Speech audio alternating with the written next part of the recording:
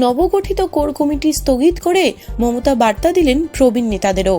অভিষেক বৈঠক ঘোষণার পদ্ধতিও আলোচিত। বৃহস্পতিবার দুপুরের বৈঠকে জেলায় জেলায় ভোটার তালিকা স্ক্রুটিনির জন্য কোর কমিটি গঠন করার পরে রাতের মধ্যেই তা স্থগিত করে দিতে হয়েছে তৃণমূল নেতৃত্বকে।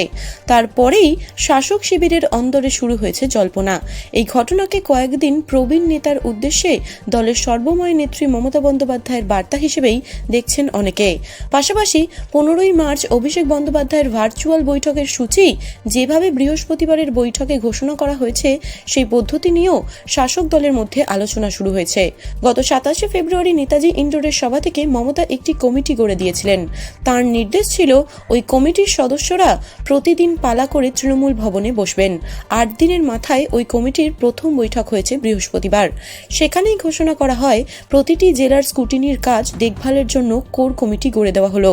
তৃণমূল সূত্রের খবর, ওই ধরনের কোনো কোর কমিটির কথা দলনেত্রী জানা ছিল না। সন্ধ্যায় তিনি গোটা বিষয়টি জানতে পারেন এবং তারপরেই কমিটি গঠন স্থগিত হয়ে যায়। জানিয়ে দেওয়া হয় কোর কমিটি কি হবে না হবে তা দলনেত্রী পরে ঠিক করবেন।